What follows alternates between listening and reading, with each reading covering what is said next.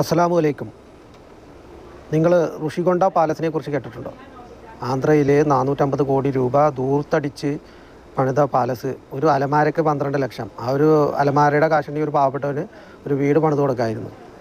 ഇത് ആ വിഷയമല്ല സംസാരിക്കുന്നത്. പ്രവാചകൻ്റെ സഹാബിയായ അനുയായിയായിരുന്ന ഉമറുൽ ഫാറൂഖ് റളിയല്ലാഹു അൻഹു, ഇസ്ലാമിലെ രണ്ടാമത്തെ ഖലീഫയായ ഉമറുൽ ഫാറൂഖ് റളിയല്ലാഹു അൻഹു, അദ്ദേഹത്തെക്കുറിച്ചാണ് പറയാൻ പോകുന്നത്.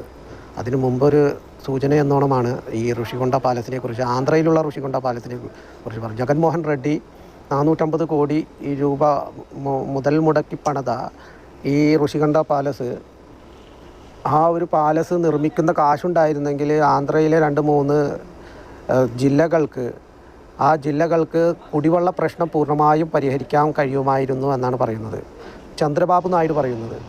ചന്ദ്രബാബു നായിഡു ഈ അഴിമതി ചെയ്യാത്ത ഒരാളാണെന്നല്ല പറയുന്നത്. അതുകൂടാതെ ഞാനൊരു പാർട്ടിയിൽപ്പെട്ട ആളല്ല.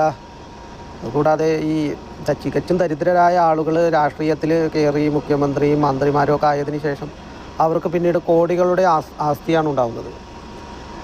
അതായത് ഇപ്പോൾ മുഖ്യമന്ത്രി, നമ്മുടെ കേരളത്തിൻ്റെ മുഖ്യമന്ത്രി, അദ്ദേഹം തന്നെ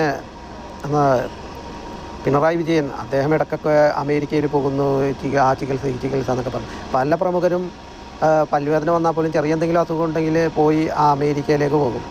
അമേരിക്കയിൽ കുടുംബസഹിതം പോയിട്ട് ഉല്ലസിച്ച് സർക്കാർ ചെലവിൽ ജനങ്ങളുടെ നികുതി പണം ദൂർത്തടിച്ചാണ് ഇതെല്ലാം ചെയ്യുന്നത്.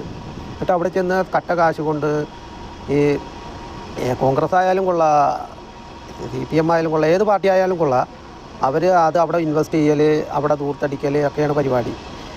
ഞാൻ ഒരു രാഷ്ട്രീയ പാർട്ടിയെയും അംഗീകരിക്കുന്നില്ല. ഈ രാഷ്ട്രീയ പാർട്ടിയുടെ എല്ലാവരും തന്നെ ജനങ്ങളുടെ സ്വത്ത് കൊള്ളയടിച്ചുകൊണ്ടിരിക്കുകയാണ്. എത്രയോ കോടികൾ ഇവർ തന്നെ പറയും കേരളത്തിലെ ഏറ്റവും നല്ല ചികിത്സയാണ്, നമുക്ക് അമേരിക്കയിലൊന്നും പോയി ചികിത്സിക്കേണ്ട കാര്യമില്ലെന്ന് പറഞ്ഞിട്ടാണ് അവർ അമേരിക്കയിൽ കറങ്ങാൻ പോകുന്നത്. ഈ വിഷയമല്ല സംസാരിക്കുന്നത്. പ്രവാചകൻ്റെ അനുയായി ഉമറുൽ ഫാറൂഖിൻ്റെ ജീവിതത്തെക്കുറിച്ച്. അദ്ദേഹം ഖലീഫ എന്ന് പറഞ്ഞ ഒരു രാജാവല്ലേ, ഇസ്ലാമിക സാമ്രാജ്യത്തിൻ്റെ അധിപനാണ് ഖലീഫ. അദ്ദേഹത്തിൻ്റെ ജീവിതം എങ്ങനെയായിരുന്നു? അദ്ദേഹത്തിന് ആകെ 2 ഡ്രസ്സേ ഉണ്ടായിരുന്നുള്ളൂ, ഒരു തുണിക്ക് മറുതുണി എന്ന രീതിയിൽ. അദ്ദേഹം ആ വസ്ത്രങ്ങൾ സ്വയം അലക്കിയിടുമായിരുന്നു. അദ്ദേഹത്തിന് വേണമെങ്കിൽ പരിചാരകരെ വെക്കാം, വലിയ വലിയ കൊട്ടാരങ്ങൾ പണിയാമായിരുന്നു. ഉദാഹരണം, അദ്ദേഹത്തിന് 1-ലേറെ ഭാര്യമാരുണ്ടായിരുന്നു.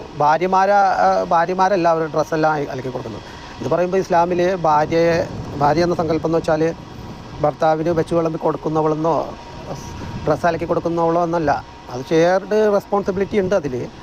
പക്ഷേ ഭാര്യയ്ക്ക് സത്യത്തിൽ വേലക്കാരി ഏർപ്പാടാക്കി കൊടുക്കണം എന്നാണ് പറയുന്നത്. വേലക്കാരിയോ ഏർപ്പാടാക്കി കൊടുത്തില്ലെങ്കിൽ സ്വന്തം ചെയ്തു കൊള്ളണം. ഇനിയിപ്പോൾ അവൾ അത് ചെയ്യുന്നുണ്ടെങ്കിൽ അത് അവളുടെ ഒരു നല്ല മനസ്സ് എന്നാൽ കരുതാൻ പാടുള്ളൂ. പ്രവാചകൻ സല്ലല്ലാഹു അലൈഹി വസല്ലമയും സ്വന്തം വസ്ത്രങ്ങൾ സ്വന്തമായിട്ടാണ് അലക്കിക്കൊണ്ടിരുന്നത്. പ്രവാചകന് 1-ലേറെ ഭാര്യമാരുണ്ടായിരുന്നു. പ്രവാചകൻ ഈ ഉമറുൽ ഫാറൂഖ് റളിയല്ലാഹു അൻഹു തൻ്റെ സർക്കാർ കാര്യങ്ങൾ നിർവഹിച്ചിരുന്ന വിളക്ക് സ്വന്തം കാര്യം ഉപയോഗിക്കാൻ നേരത്ത് അണച്ചു വെക്കുമായിരുന്നു, അത് ഓഫാക്കി വെക്കുമായിരുന്നു. അദ്ദേഹത്തിന് പ്രത്യേകിച്ചൊരു പ്രിവിലേജും അദ്ദേഹം വേണ്ട എന്ന് പറഞ്ഞു. ഒരു കാലത്ത് പ്രവാചകൻ്റെ അനുയായിയായിരുന്ന ഉമറുൽ ഫാറൂഖ് റളിയല്ലാഹു അൻഹു ഒരു വളരെ ക്രൂരനായ ഒരാളായിരുന്നു. ഒരു കാലത്ത് ഇസ്ലാമിലേക്ക് വന്നതിന് ശേഷം ഇസ്ലാമിൽ വന്ന് അദ്ദേഹത്തിൻ്റെ വ്യക്തിത്വം മാറുകയായിരുന്നു. പണ്ട് അദ്ദേഹം എന്തായിരുന്നു? പ്രവാചകനെ കൊല്ലാൻ വേണ്ടി വന്ന ആളായിരുന്നു. ഇതിനു മുമ്പ് ഒരിക്കൽ ഹഫ്ത വസൂൽ ചെയ്യാൻ പോയപ്പോൾ ഈ കച്ചവടക്കാരുടെ നിന്ന് കാശ് വാങ്ങുന്ന പരിപാടി ഉണ്ടായിരുന്നു. അങ്ങനെ വാങ്ങാൻ നേരത്ത് ഒരാൾ പൈസ ഇല്ല എന്ന് പറഞ്ഞപ്പോൾ അദ്ദേഹത്തിൻ്റെ വിരൽ വെട്ടിയിട്ട് അത് മാലയായി കഴുത്തിൽ തൂക്കിയിട്ട് നടന്ന ആളാണ്. എന്നിട്ട് അടുത്ത ആളുടെ അടുത്ത് ഹഫ്ത വസൂലാക്കാൻ പോകുമ്പോൾ, പിണപ്പിരിവിന് പോകുമ്പോൾ അദ്ദേഹം ആ വിരൽ കണ്ടിട്ട് പേടിച്ചിട്ട് കാശ് കൊടുക്കുമായിരുന്നു.